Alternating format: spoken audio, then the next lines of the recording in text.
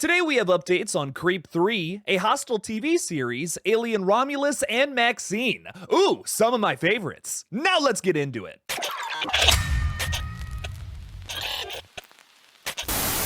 Hey everybody, welcome to the KillJoy Jake YouTube channel. Before we talk updates on these goopy horror movies, I first want to thank my excellent patrons for supporting this page. Without your support of this channel, I wouldn't be able to upload as frequently as I do and would likely be trapped in eternal tubby time with Peach Fuzz. A fate no man deserves. I greatly appreciate the support of all the names flying up on the screen right now. Become a patron today by clicking on the link in the description of this video or by pressing the join button on this page. Thank you again to my patrons. Now let's get into the updates.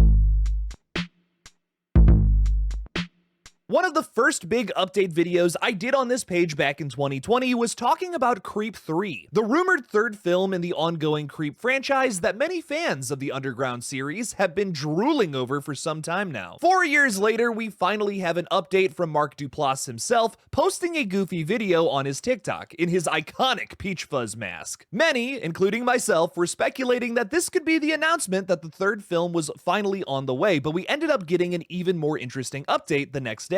IndieWire reports that Mark Duplass and original Creep director Patrick Brice have completed an entire season of television based on the franchise, titled The Creep Tapes. They are currently shopping it around, and we will likely see it on a streaming platform in the near future. Talking about the show, Duplass says, "The series is based on a collection of videotapes in the secret vault of the world's deadliest and most socially uncomfortable serial killer, who hires his victims to film him for the day under false pretenses. Each episode exposes a new victim from one of the fabled Creep tapes." Personally, I think this is a great evolution of the franchise. The problem with a Creep 3 is trying to continue the story from where Part 2 left us. Sure, there might be a story left to write there, focusing on Aaron, or should I say Joseph? What is this guy's name after all? Going after Sarah, but that just feels like an extension of the second film. What I love about Parts 1 and 2 are they are entirely different stories with the same maniac as he continues his awkward and deadly social experiment. I'd like to see more of that, which is what this show kind of sounds like,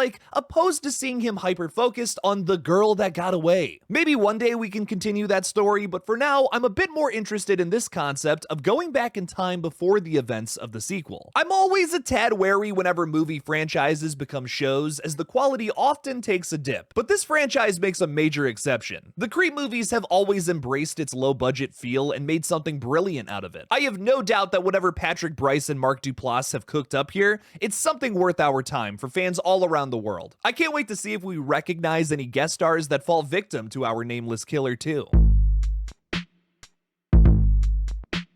It wasn't too long ago now that a clip of Paul Giamatti went viral where he stated that he wanted to tackle a project in the realm of horror sometime soon. Now that dream has become a reality for Paul, as he'll be starring in a new series that will continue the Hostel franchise. Franchise director Eli Roth will return to write and direct alongside his Hostel producers, Chris Briggs and Mike Fleiss, attached to the series as well. You simply can't do Hostel without Roth. Did y'all see that third flick? Yikes! Paul Giamatti is apparently a huge fan of the franchise. He even stated during a 2013 interview with EW, "Eli was shooting Hostel in Prague as I was shooting The Illusionist. We talked about me actually killing somebody in that movie, but it never panned out." For those who were closely covering Eli Roth's last feature, Thanksgiving, from last year, this update may come as no surprise, as Roth recently stated that he would love to return to both the Hostel and Cabin Fever franchises again. He even stated they're like his children and that he wouldn't want these franchises to go in anyone else's hands. That seems to be a good move on his part, considering the Cabin Fever and Hostel sequels that Eli Roth didn't direct. Again, yikes. Maybe this means a Cabin Fever series is also in the works too. Only time will tell. For me, the Hostel franchise has always been those first two movies. I love them even if the second movie completely blows up its own story in the first 10 minutes. While I've never been crazy about the decision to kill the main character from the previous flick, I guess this franchise has always been more or less about the evil corporation at its core that allows the wealthy to torture the poor. There's no doubt in my mind that this series will likely continue that focus, with Paul Giamatti maybe even playing a higher up at this devious company. Whatever this ends up being, your boy will be seated.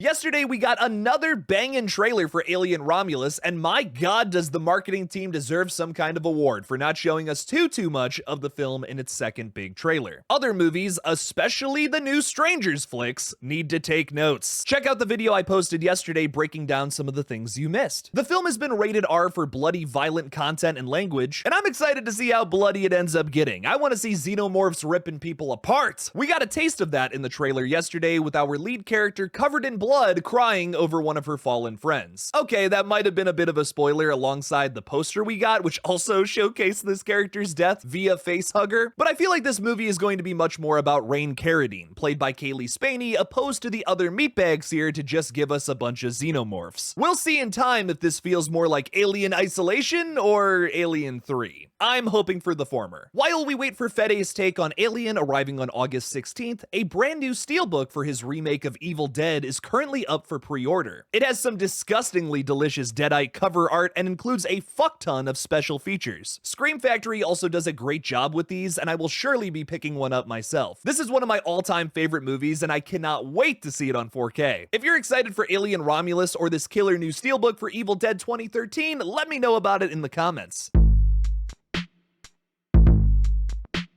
The brand new trailer for Maxine starts off as the faux 80s slasher flick within the movie itself. The Puritan 2 trailer shows us a bloody character eating a disgusting looking apple, and this results in a potentially thematic line from our fake director, Elizabeth Bender, saying, "We've all got blood on our hands now."